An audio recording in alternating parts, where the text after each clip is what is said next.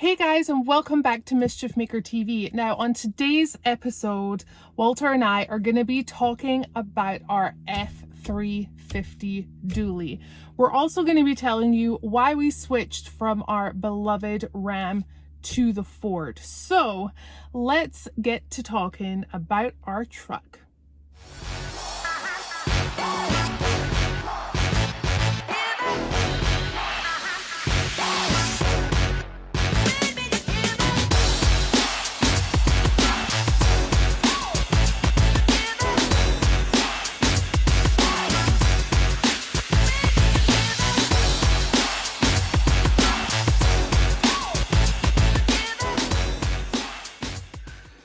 Hey guys, and welcome back. We are going to be talking about our trucks today.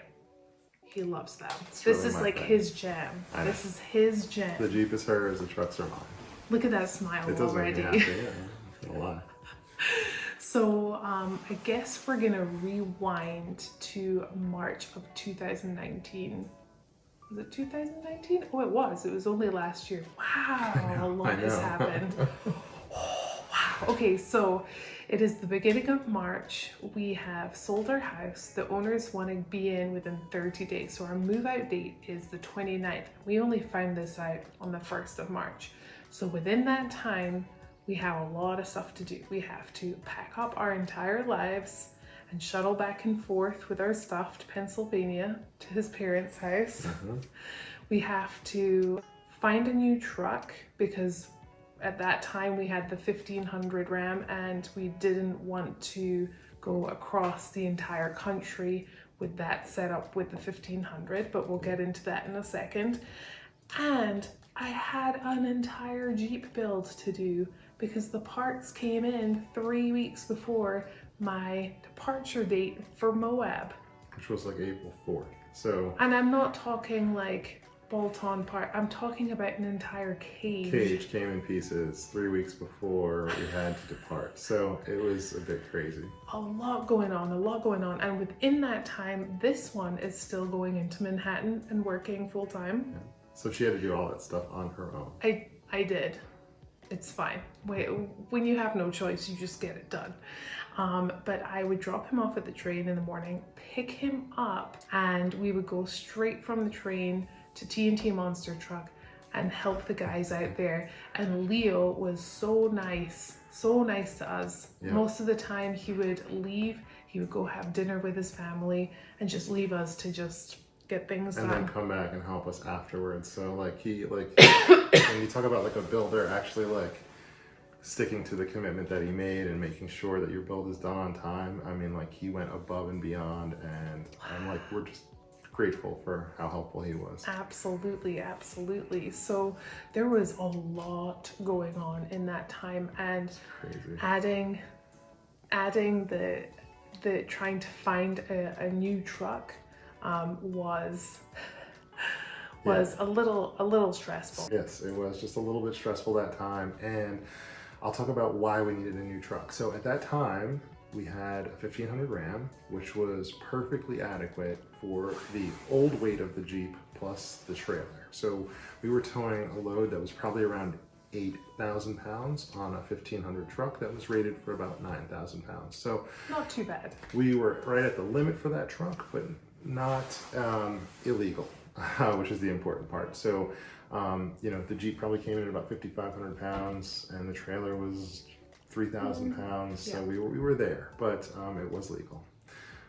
So in that short 4-week period we had to really figure everything out, I had done a lot of research and I found a 2019 Ram 3500 that was on the lot. It was perfect for our needs at the time.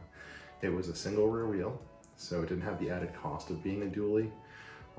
And it had the Cummins motor that we needed, that you find in a heavy duty truck. And it had the perfect payload capacity. We were pulling from the bumper at the time. The trailer that we had was a PJ Trailers buggy hauler. And so we could pack a bunch of stuff into the bed of the truck, and so that was perfect. And so we looked at that for maybe 2 hours and decided that was the truck we needed, and Holly went in while I was working to close the deal. Yep. So I went in to close the deal and they told me that they could not release the truck to me because one of the nitrous oxide sensors was faulty. Yeah. And we're in a day and age where we're like, oh, we can just overnight it. This was not a part that they could overnight. Surely you can get it quickly. They couldn't. They held it for another week and I picked it up the day before I left for Moab. The day before. Wow. Not that the Jeep was really done. The Jeep was finished hours before she left for Oh, Moab. that's true. Yeah. Yeah. So the day after I took the new truck. It's not like we were waiting on the truck, to be honest. No, I took the new truck to the shop and did the last couple of things and loaded them up and then straight on the road. Yeah. Wow, that's insane. So now you know the backstory about the old truck. Let's talk about the almost 50,000 miles that we put on it before we ended up upgrading to the F-350. Yeah, so over a 5-month span, we actually went from Utah to Georgia, Tennessee, Florida, Pennsylvania, That's right. Ohio, Michigan, and Indiana. And in all of those states, we wheeled our little hearts out. Yeah, it was incredible. And at that time, we were still pulling the single car trailer. So yes. And we were also now, like she said, 5 months into what was originally a 6-month plan to stay on the road. So we either needed to get off the road because that's what our budget allowed for, or we needed to figure something out because, you know, we had budgeted to stay in hotels and to, where appropriate, if possible, stay with friends, and that was just that's not sustainable for anybody. All. So not at all. I had, before we went on the road, I had actually done a lot of research and looked into a trailer made by Sundowner called the Crawler Hauler. We have like a short video on that already, and we're going to do a little bit more of a detailed one coming up soon. But I had done some research on those and I was really interested in one, but I just couldn't justify paying for it the same way I really couldn't justify, with the weight that we had, getting a dual rear wheel truck when a single rear wheel was more than adequate for the 10,000 pounds that we were pulling. Yeah. So, you know, once we got that trailer, we went from pulling a load of 10,000 pounds to pulling a load that's almost close to 20,000 pounds. Yes. So the single rear wheel was no longer adequate. No bueno. And I knew that was going to be a problem, but our priority at the time was to make sure that we could, you know, sustain the life that we wanted, which was at the time was just stay on the road indefinitely. So the Crawler Hauler was a must, and the truck was a very close second, you know, to stay safe and to stay legal. So at that point, I had done my research. I had gone pretty far down the road trying to have a Crawler Hauler actually built for us, because there were certain things that I wanted. You guys know that I'm 6'10", so I wanted a trailer with 6 inches of height added to the living space, you know, which is a must for me. They offered that, so we decided to go down the custom route and have the whole setup just changed a little bit to what we were looking for. But when we were in Ohio wheeling, I actually found one. And the other thing we needed was a triple axle, which is pretty rare. So they actually produce quite a few of them every year, just for sales, and they do have some custom orders, but they produce a lot of double axle trailers that have 7,000 pound axles, and their total weight capacity then is at 14,000 pounds. So we knew that our Jeep was about 7,000 pounds at that point, and we would need something a little bit beefier. So triple axle was really the only way to go. So once we found... Well, it's just so happened we came across... Oh, we were already in Ohio. We were actually in Ohio for Toledo Jeep Fest. I can't forget that now because it was actually perfect. We were only about 2 hours from where the trailer was. So, you know, it seemed like almost too good to be true. The trailer was a triple axle. It had the 6 inches of extra height added. The only thing that was, it was super long. Like when you see our trailer, it's 46 foot long. That is stupidly long. Like we have room. The Jeep that we have. Yeah. But you know, I'm not going to complain about not having enough room, because we had just come from a situation where we were we basically had all of our belongings in the truck and in the bed of the truck with a cover on it, and we were pulling from the bumper. So space was not a luxury that we really had. So I knew at that point I'd rather have a trailer that was far too long than have one that wasn't long enough. So yeah, it was just worth it to go take a look at it. And we went and we took a look at it, and I wasn't too sure to begin with. I needed like 5 minutes.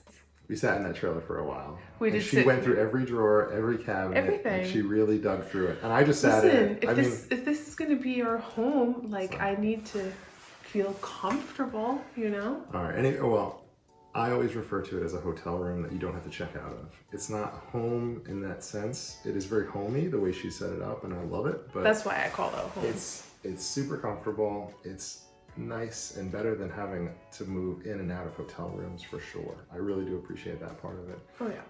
But I was more certain that this was the right move because I had done a lot of research, and I also knew there really wasn't any other solution that fit our needs. There was no other option. We really ended up knowing that having a heavy duty dual rear wheel truck plus the crawler hauler with the Jeep on it was the best way to go. Absolutely. So it's now September. We've been on the road since April, and now we have the new crawler hauler, and we have been to Kentucky, Utah, California, Arizona, and Nevada, and we've done all of that with a 46-foot trailer, about a 20,000 pound load, and with a single wheel 3500. So super illegal, and we knew it, but they're really... We knew that we needed to find a solution for with regards to the whole truck situation, but we needed to find the right truck for the right price. Yeah. And, you know, I really did everything I could to try and find a Ram. I really was hoping to get you know, a 2019 Ram 3500 dually and stick with a Mopar vehicle, but it just wouldn't have worked. I actually had the chance to drive Beast JK Mark Eller's beautiful brand new Ram 3500 dually, and it just didn't work. Actually, the way they reconfigured the interior of the truck, where the selector used to be, it was a manual selector for the four-wheel drive, is actually digital and sits a little bit lower and a little bit more forward. And me being 6'10", it actually hits my knee. So I drove that vehicle for about 3 hours and I was in extreme pain and couldn't take it anymore. So, you know, that was like a heartbreaking moment for me, but that's really what kind of got us looking at other alternatives and, you know, started looking at Fords more seriously. Yeah. So when we were looking for Fords, it just so happened that in December, we took a trip to Arizona to meet with family, and that is where we found the perfect truck. The perfect truck. Yeah, it was an F-350, and it was everything we had been looking for. It was a dually. It had the 8-foot box. It had 410 gears. The payload was about 6,550 pounds. Yeah. Yep. It had a gross vehicle weight rating of 14,000 pounds. And you could pull 21,000, which is almost our entire 46-foot trailer with the Jeep on it, from the bumper, which is insane. And you could also pull 31,300 pounds from the bed if you had a gooseneck hitch, which is what we have. So we were well below the tow rating for this truck, which is exactly what I wanted. It is, you know, safe, super and safe, the super right legal solution for the trailer that we had. And that's been very important to us from the beginning. But like I said, it's like, it's hard to do all these things at once, especially when you're living on the road. You know, it was just difficult to find the right truck. And when you're buying something like this, you really do have to take the time and get what you want and get what you need. Don't rush it. Don't go somewhere and say this will do. That's what we've learned as well. Not only with the truck, but with building the Jeep. Like that's something that they both have in common. Just take the time. If it's a little extra, but it has everything that you need and want, then definitely. Yeah, I don't imagine we'll need to ever tow 30,000 pounds, but who knows what the future will bring, and then when it does, we can tow a little bit more with the truck that we have, which is great. So I'm really happy with this. Yeah, I'm really happy with it too. And we actually haven't had a real chance to tow the crawler hauler. That's the saddest with thing. the truck, believe it or not. We've been on the West Coast this whole time. This whole time. Bouncing between Friends and Johnson Valley. So we've been using the trailer. We used it for King of the Hammers. We did use it for King of the Hammers. A friend actually towed it out there for us because we had the Tacoma. So the funny thing is, we got this truck in December. We put just about 10,000 miles on it. Yep. By the time King of the Hammers had arrived, and we haven't really used it since then. And the only thing we've done is upgrade. We did upgrade the fuel tank from a stock 48-gallon fuel tank to a Titan fuel tank that is a 65-gallon tank. So now, if we get roughly 9 or 10 miles per gallon when we're towing our 20,000-pound load, you know, we should be able to go close to 600, like just over 600 miles, which is pretty awesome. It's incredible. I mean, we've been driving around with the new Titan tank in and not filled up. We haven't filled it up since it's been installed. Yeah. It's so strange, but it's going to be so brilliant when we have that trailer hooked up. And it's going to make a big difference. We've gotten a few questions about that. It's not so much that we want to be able to drive forever. I think it's when you have a tank like that, you can skip entire states if the price of gas isn't ideal. If you know there's better gas prices ahead, we still stop. We stop every 240 miles or so because you have to take a bathroom break. It's nice to get out of the car and stretch. We're still human. So, but we have done, you know, like I said, I drove the Ram 3500 dually that belonged to Mark for 3 hours and I was in extreme pain. And we drove from California to New York. We got as far as Illinois in one straight shot. We were on the road for about 27 hours and 24 of those hours were driving. The rest were kind of stops here and there to just stretch. And I've never been able to stay in the car that long, driver or passenger seat. You know, my knees start to hurt and this car is just outrageously comfortable. So I'm pretty psyched when we actually do hit the road here in a couple of days. And we're on the road full time. It's going to be the perfect solution. So I'm just over the moon. Like, it's like my dream truck. It makes me happy. I look back at it, parking lots. I'm a happy boy now. So. Happy. Made the right decision. Took our time. Got the right thing. Now we're ready to rumble with no problems. So that's the story of our truck, and those are the numbers. We'll get into detail a little bit more about like the specific numbers. We'll go to weigh stations when we actually get on the road, so we have an idea. You know, that 12,300 pounds that the trailer currently weighs is its dry weight. So, you know, there's times where we have water in the tanks. There's times where we have fuel. There's also fuel for the generator. You know, so there's a lot of factors in there that aren't counted in that number. So I'm actually curious to see what the final loaded weight of the trailer is. Yeah, that's going to be interesting. The gross combined of both the truck and the trailer. So we'll see. Time will tell. 10 more days or so. 10 more days and then we're off. I'm excited. So if you guys are enjoying this channel, then please remember to subscribe. And like. And comment. Always leave a comment. We love your comments. I love getting back to you and answering all of your questions.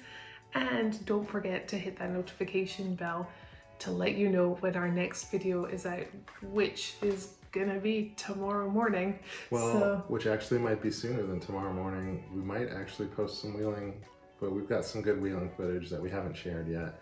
So I'm eager to share that. I've put a video together. I edited a video last week. I haven't seen it. We can have the footage out tomorrow. Today. It is Sunday. Happy Sunday. Wow.